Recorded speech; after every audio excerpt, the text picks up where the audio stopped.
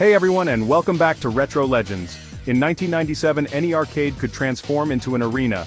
Neon lights, worn-out tokens, and there, between Virtua Fighter and Street Fighter Alpha, it arrived. Tekken 3, a revolution, an icon, the peak of the golden age of 3D fighting games. But how was it born? Who created it? And why, even today, is it considered one of the best fighting games ever? Let's find out together. Let's begin. The development of Tekken 3 began in 1996, at a time when the world of video games was changing drastically. The first PlayStation had already made a splash, and Namco was determined to solidify Tekken as the absolute benchmark for 3D fighting games. The development team, known as Namco System 12, had an ambitious goal to take Tekken to the next level by using arcade hardware derived from the PlayStation, but significantly more powerful.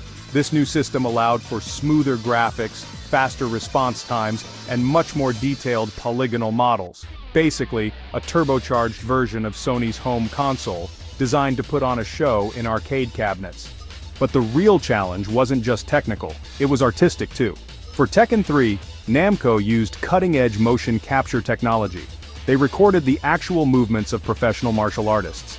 This allowed them to create smooth and believable animations, a far cry from the stiff movements of the first 3D games. Every punch, every kick, every combo was meticulously crafted. It was almost like an action movie choreography, with hypnotic precision and rhythm. Leading the project was Katsuhiro Harada, who would become the face of the series. Harada had a clear vision. Tekken 3 shouldn't just be a fighting game, it had to be a dance of combat, a visual spectacle where realism and style blended perfectly. Realism was important, of course, but never at the expense of entertainment. It was a delicate balance, but the team nailed it. The result? A new generation of fighters that not only looked alive, but moved with unprecedented naturalness. The collisions were precise, the impacts felt real, and the gameplay had a speed and responsiveness that made it instantly iconic. Tekken 3 wasn't just an upgrade from the previous games. It was a true generational leap. The first thing that struck you was the speed. The fights were faster, more responsive, more adrenaline pumping.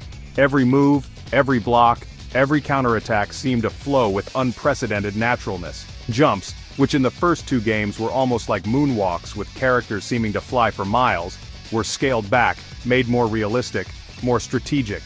And then there were the air combos, the famous juggle combos. Techniques that allowed you to hit your opponent while they were still in the air, extending the combo and increasing the damage inflicted. A concept that would become a staple of modern fighting games. In a way, Tekken 3 gave birth to the contemporary combo system, made of timing, anticipation, and a lethal dose of muscle memory. The beauty was right there, in the depth of the combat system. Each character had dozens of moves, each with variations, chains, and specific uses. But despite this level of complexity, Tekken 3 remained accessible even to newcomers. It only took a few minutes to have fun, but it took hours and hours of practice to truly master every nuance. It was a game that was easy to learn but difficult to master, the perfect balance. It's no surprise that arcades back then were full of impromptu tournaments, challenges between friends, and heated rivalries. The competitive gaming scene was just starting to take shape, and Tekken 3 was one of the first games to really grab the attention of passionate players. And then came the PlayStation version, which managed to keep almost all of the arcade's technical impact, but with something extra. Namco didn't just do a simple port. They added new modes designed to make the game last longer and offer different experiences from the classic one-on-one fights. The first was Tekken Force, a beat-em-up mode like Final Fight, where the player faced waves of enemies in side-scrolling levels, a tribute to the classics of the 80s, but with the smooth gameplay of Tekken. Then there was Tekken Ball, a real hidden gem, a sort of martial volleyball where you could hit a ball to damage your opponent. Weird? Definitely. Fun? Totally. It was a mode that broke up the tension of the traditional battles and added a touch of lightheartedness and craziness to the game. And we can't forget Training Mode, which for many was the real springboard to sharpen their skills. A mode that allowed you to analyze every move, study combos, and improve your playing style. For the first time, Tekken also became a learning tool, a virtual dojo for aspiring champions. In 1998, Tekken 3 finally arrived on PlayStation, and the impossible became reality. For years, the arcade experience had remained an unattainable dream at home, but Namco succeeded in the titanic undertaking of almost perfectly transporting the magic of the arcade to a home console. Of course, some technical compromises were necessary. Some polygon models were slightly simplified, some animations were refined to fit within the limits of the PS1, and the backgrounds lost their 3D depth to become pre-rendered images.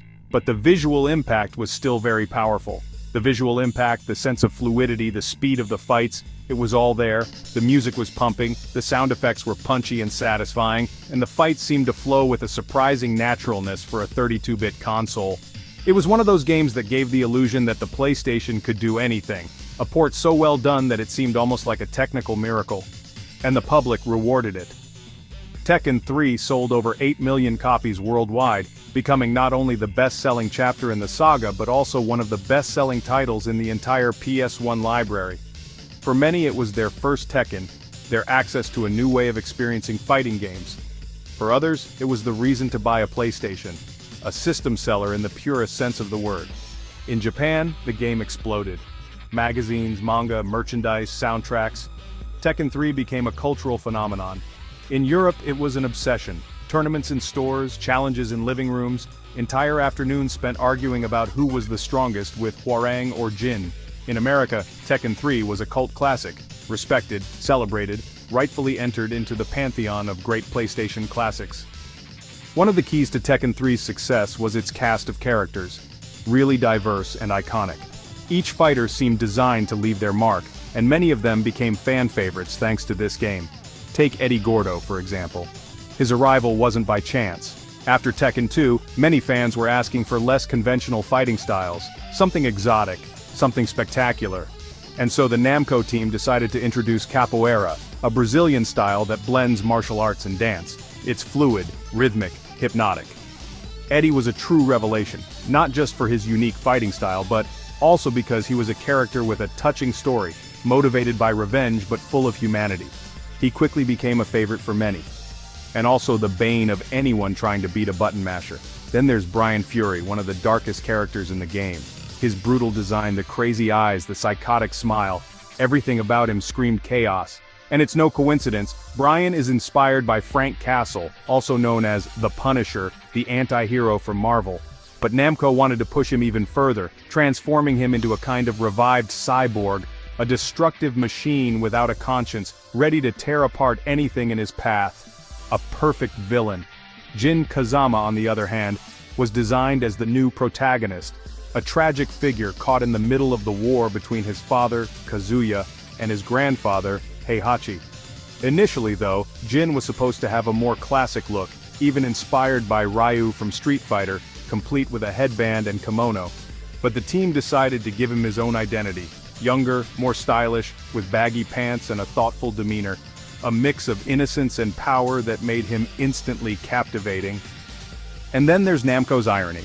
In such a technical and serious game, no one expected Tekken Ball mode to appear, a sort of martial volleyball, where you use attacks to hit and return an energy ball, trying to inflict damage on your opponent.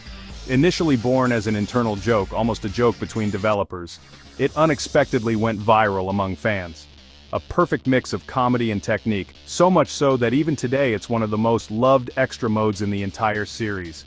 And finally, Tekken 3 also generated curious, almost legendary phenomena. There are in fact pirated versions of the game for NES. Yes, for the old 8-bit Nintendo. Obviously they were totally fake, with rudimentary graphics, poorly redesigned characters, and extremely simplified gameplay. But over time, these bootlegs have become real collector's items, small objects of underground gaming folklore. Tekken 3 isn't just a game, it's a symbol. Of an era, of a console, of a generation. It marked a before and an after. It laid the groundwork for Tekken 4, 5, 7, and today Tekken 8 still carries its legacy.